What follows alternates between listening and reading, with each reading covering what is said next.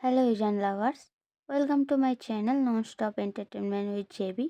आज हम ईजन FF my rude husband story का नेक्स्ट पार्ट सुनेंगे। जाओजन का सारा क्लासमेट उसके बारे में अनब शनब बोलते हुए उसके ओर डिस्गस्टिंगली देख रहा है। उसके बाद ये सारी चीज़ें देख के जाओजन का आंखें टियारी हो गया था। उसे समझ आ गया था उसने मॉम की बात ना मान के कितना बड़ा गलती किया। अब वो क्या करे उसे कुछ समझ नहीं आ रहा था। पर उसका वो 12th क्लास था, इसीलिए उसका ह्यूमिलिएशन वाला दिन ज़्यादा नहीं चला। जाओजन जैसे तैसे वो सारे ह्यूमिलिएशन को सह कर पढ़ाई में मन लगा के 12th में बहुत अच्छा मार्क्स लाकर पास किया था, जिस वजह से उसको एक चांस में चाइना के मोस्ट फेमस गवर्नमेंट कॉलेज में स्कॉलरशिप के साथ पढ़ने का मौका मिला। पहले पहले सब कुछ ठीक चल रहा था, पर फिर सब कुछ फिर से एकदम मेसी हो गया। शायद उसी लड़की ने ये सारे रूमर्स कॉलेज में फैलाया है, पर वो लड़की आखिर ऐसा क्यों कर रहा है यही जाओजन को ठीक से समझ नहीं आ रहा है। जाओजन तो कभी उसका कोई बुरा नहीं किया, बल्कि उस दिन उसने उसका हेल्प किया था। उसको मांगने पर अपना सारा पढ़ाई मेथड भी बताया था, पर फिर भी वो जाओजन को इतना हेट क्यों करता है। अब कॉलेज के ये 3 साल वो सारे ह्यूमिलिएशन एंड उस लड़कों से बचकर कैसे बिताएगा जाओजन? कैसे पढ़ाई में मन लगाकर अच्छे मार्क्स के साथ पास करेगा? मेरे वजह से वो सीनियर भी कितना डिस्टर्ब हो गया। नहीं, ऐसे काम नहीं चलेगा। मुझे खुद से बचने के लिए कोई रास्ता ढूंढना पड़ेगा। ऐसे सारे बातें सोचते सोचते जाओजन देखता है घड़ी में 15 मिनट कब का बीत चुका है एंड उसके बहन का छुट्टी का टाइम भी बीते हुए 10 मिनट हो गया है। ये देखते ही जाओजन जल्दी जल्दी पानी के बाल्टी से पैर निकालकर उस बाल्टी को बाथरूम में रख के जल्दी जल्दी हल्का लिम करते हुए ही घर से निकल जाता है अपने बहन को स्कूल से रिसीव करने के लिए। रात को जब चाओजन उन लोगों के वन बाके के फ्लैट के अंदर उनके ओनली वन बेडरूम के फ्लोर पे बिछाया गद्दे के ऊपर अपने बहन एंड मॉम के साथ सोया था, तब वो उस रूम के खुले हुए खिड़कियों से आसमान के जगमगाते चांद की ओर देखकर सोच रहा था, कितना अच्छा होता अगर मेरा कॉलेज डे इस रात की तरह इतना शांत एंड सिंपल होता। कितना अच्छा होता अगर मेरे आसपास के लोग भी उस आसमान के चमकते सारे तारों की तरह मेरे आसपास तो रहते, बट मुझे डिस्टर्ब या ह्यूमिलिएट ना करते। फिर चंदा के जैसा मैं भी बिना कोई एम्बैरेसमेंट एंड हाइडिंग के नॉर्मली जी सकता। जाओजन ब्लैंकली विंडो से बाहर की ओर देखते हुए ये सब सोच ही रहा था। तभी उसका मम्मा उसके सर पर प्यार से हाथ फिराते हुए आहिस्ता से लविंग वॉइस में बोलता है, क्या हुआ है बेटा? इतना रात हो गया, अब तक सोए क्यों नहीं? क्या नींद नहीं आ रहा है? चाओजन अपने मम्मा के बातें सुनकर अपने थॉट से बाहर आकर अपना सिर हाँ में हिलाता है। ये देखकर मिसेस जाओ उठ बैठकर चाओजन को अपने पास बुलाते हुए बोलता है, इधर आओ। चाओजन अपने मम्मा के बात मानकर बीच में सोया अपने बहन के उस तरफ मम्मा के पास जाकर उनके गोद में सिर रख के सोकर आहिस्ता से बोलता है, मैं ऐसा क्यों हूँ मम्मा? मैं बाकी सभी की तरह नॉर्मल क्यों नहीं हूँ? चाओजन का ये बात सुनकर मिसेस जाओ थोड़ा सैडली मुस्कुराता है। तभी उन्हें पास्ट के एक मेमोरी याद आता है, जहाँ पे 8 महीने के प्रेग्नेंट मिसेस जाओ किचन में काम कर रहा था। तभी पड़ोस से जाओजन के दोस्त के मॉम पैनिक करते हुए दौड़ के आके मिसेस जाओ से बोलता है, जल्दी आओ जाओजन के मॉम, देखो जाओजन को क्या हो गया है।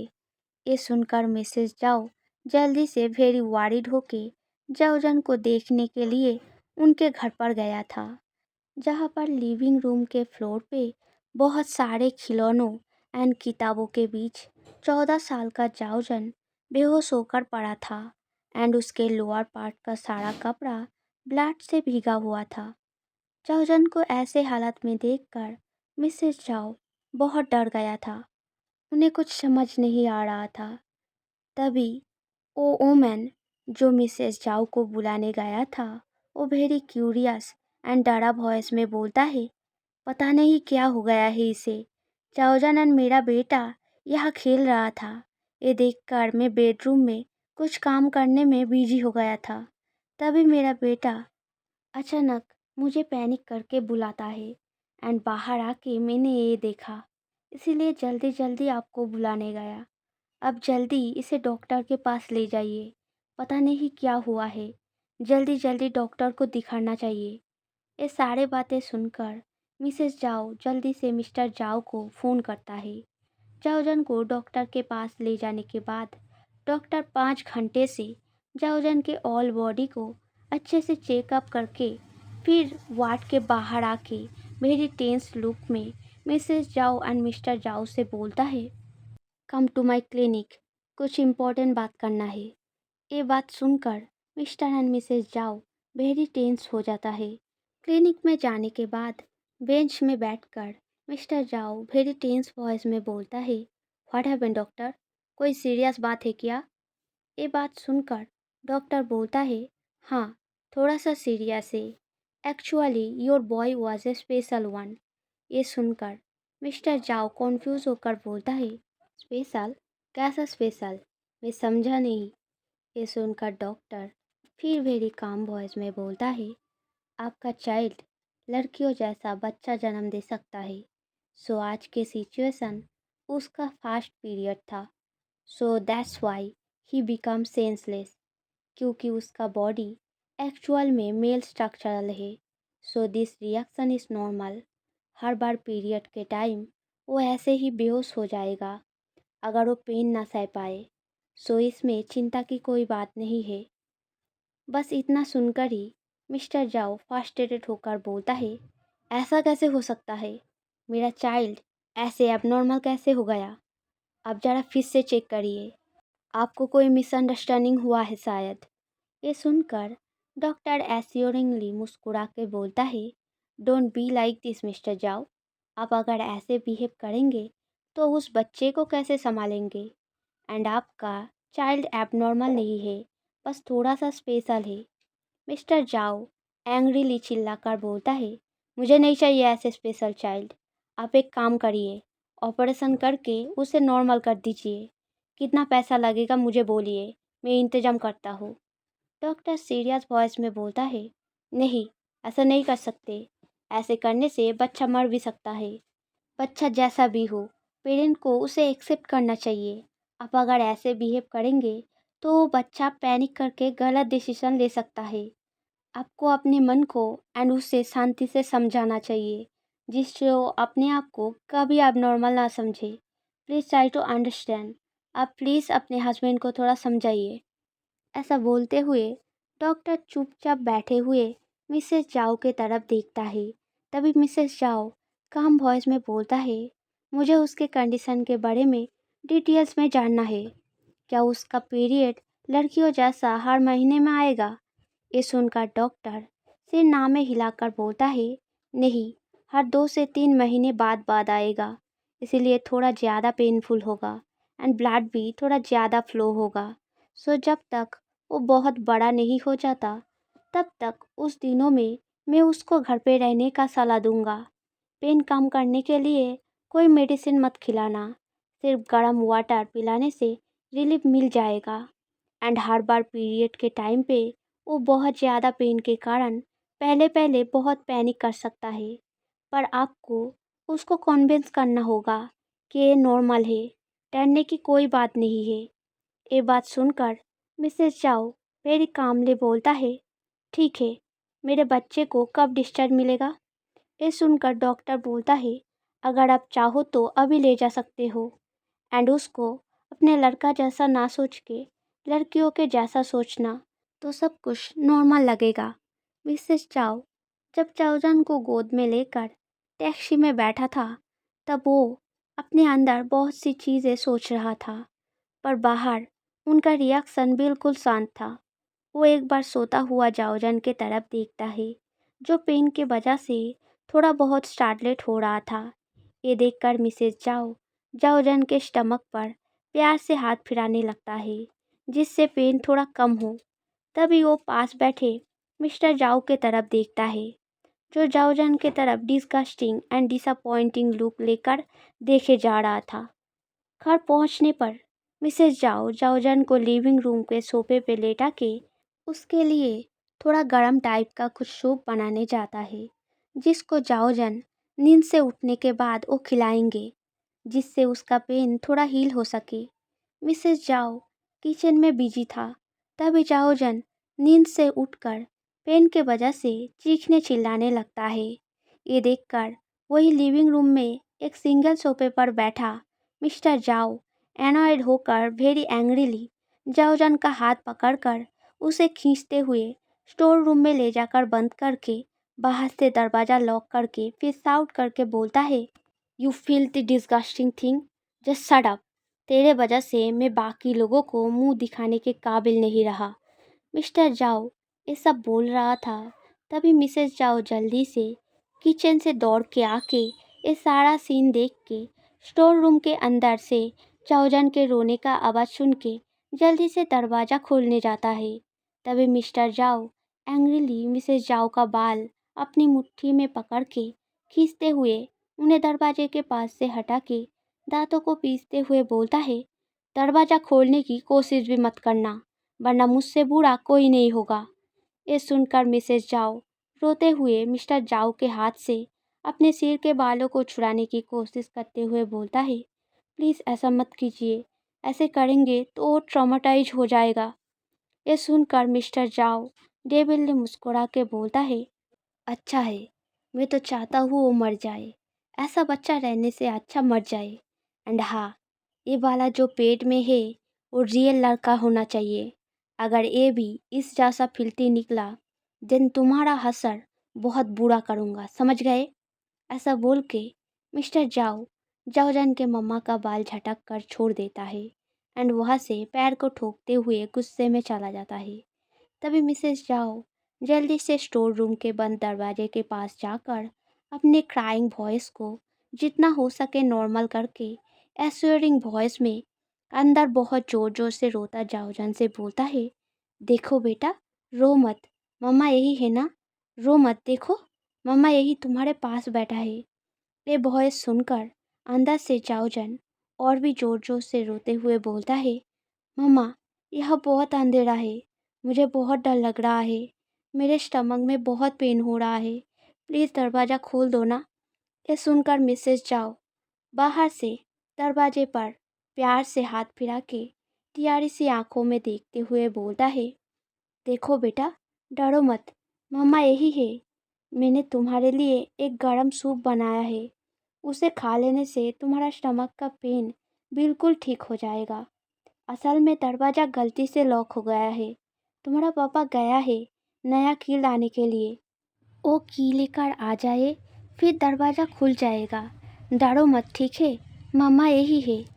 उसके बाद ये चीज़ हर 2 से 3 दिन बाद रिपीट होने लगा, जहाँ पर जाओजान का पापा जाओजान को बेवजह बात बात पे मारता पीटता था एंड उसको घसीटते हुए ले जाके उसी स्टोर रूम के अंदर बंद कर देता था, जहाँ पर ना ही कोई लाइट था और ना ही खड़े होने का जगह जो था, वो थी बहुत सारा अंधेरा, इंसेक्ट, धूल एंड सफोकेशन, जिस वजह से जाओजन हर बार उस जगह पर टाइम स्पेंड करने के बाद उन सारे चीज़ों से डरते डरते अपने अंदर डिप्रेस होते होते आहिस्ता आहिस्ता एकदम चुप हो जाता है।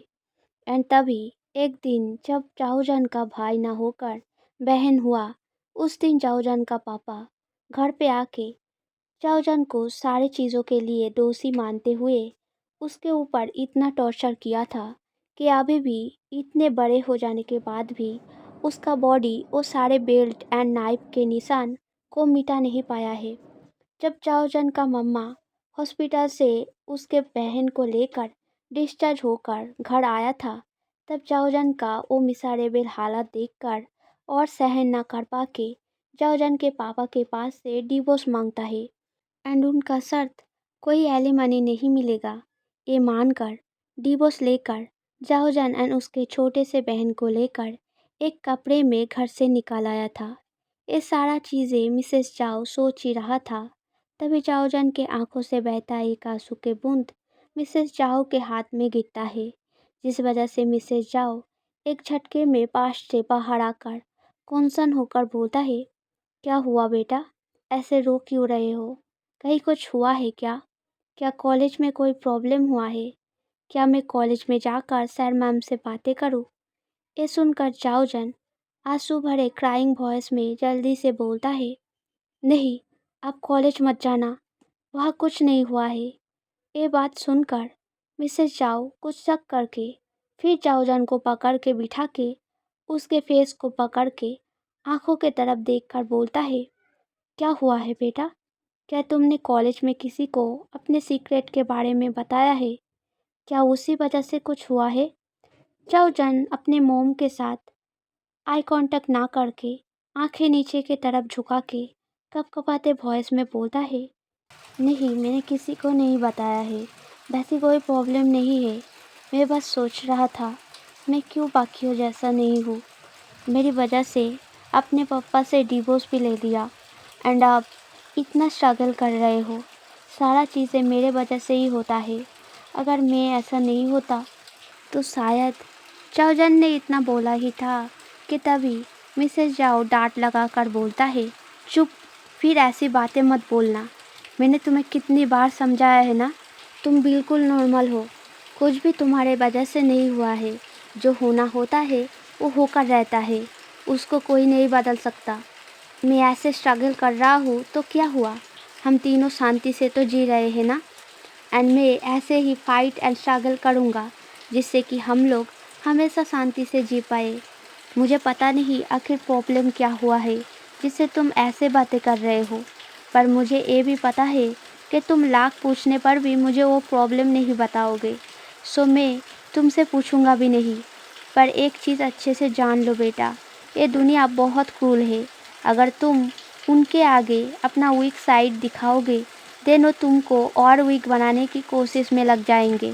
सो मन में तुम जो भी हो उससे कभी भूल से भी बाहर के लोगों के सामने मत दिखाना। स्ट्रॉन्ग बनो, फिर देखना कैसे मुसीबत दुम दबाकर भागता है, ठीक है? अब सारे मुसीबतों को भुला के शांति से सो जाओ। मैं बालों पे हाथ फिरा देता हूँ, कल सुबह कॉलेज भी तो जाना है ना तुम्हें, सो जाओ। मिसेस जाओ के बात मानकर जाओजन चुपचाप बहन के उस पर जाकर अपने तकिया पे सर रख के आंखें बंद करके सो जाता है। एंड मिसेस जाओ हाथ बढ़ाकर जाओजन के बहन चिंगसी के उस पास से लेटे हुए जाओजन के बालों पे प्यार से आहिस्ता आहिस्ता हाथ फिराने लगता है।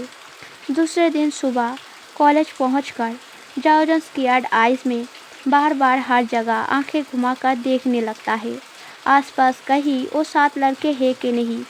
पर जब बहुत टाइम बाद भी उसे इर्द गिर्द कोई नहीं दिखता तब वो भेड़ी खुश होकर बोर्ड के तरफ जाने लगता है, जहाँ पर पूरे कॉलेज के हर दिन का हर एक क्लास के रूटीन लिस्ट टंगा रहता है। उस लिस्ट में देखकर जाओजन देखता है उसके आज का सारा क्लास बिल्डिंग के एकदम टॉप फ्लोर पर है, मतलब उसे लिफ्ट से जाना पड़ेगा। ये सोचकर ही जाओजन बहुत घबरा जाता है।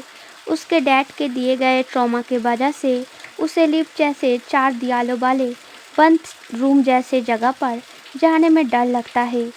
एंड जाओजन ने बहुत सुना है लिफ्ट में बहुत ज़्यादा प्रॉब्लम होता है, आए दिन कभी ना कभी लिफ्ट स्टक हो जाता है, दरवाज़ा लॉक हो जाता है एंड इवन अंदर का लाइट भी बंद हो जाता है। पर अगर 5th फ्लोर होता तो जाओजन जैसे तैसे सीढ़ी से चढ़ के जा पाता, बट 10th फ्लोर पे जाने के लिए तो लिफ्ट से ही जाना पड़ेगा।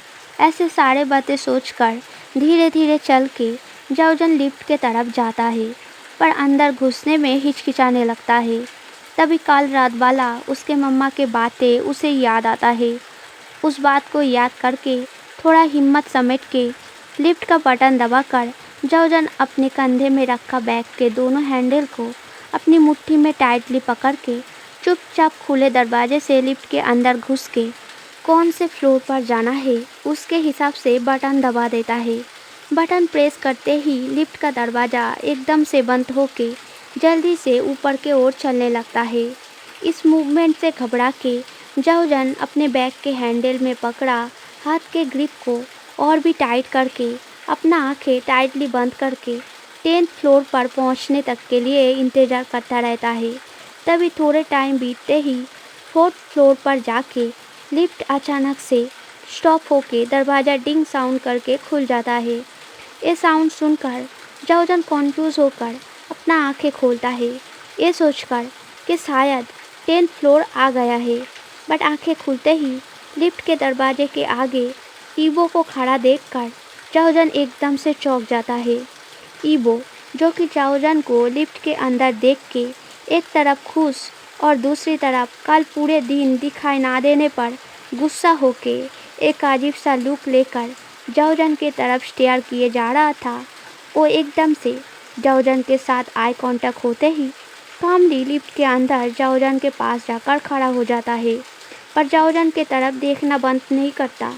जाओजन ईबो के स्टेयर को सेंस करके ईबो के बोले गए बातों को याद करके ये समझता है कि शायद ईबो उसे उसके आंखों के सामने से मतलब लिफ्ट से निकल जाने के लिए बोल रहा है एंड उसका फ्लोर भी आ गया है। ये सोचकर जाओजन जल्दी से लिफ्ट से बाहर जाने के लिए पैर आगे बढ़ाता है। तभी ईबो उसका हाथ पकड़ के उसे रोक कर बोलता है, कहाँ जा रहे हो? हे ईजान lovers, if you like this story then subscribe, like, comment करना। जल्दी सब्सक्राइब करने से नेक्स्ट पार्ट जल्दी आएगा, वरना यू हैव टू वेट। सो आज के लिए इतना ही, बाय बाय।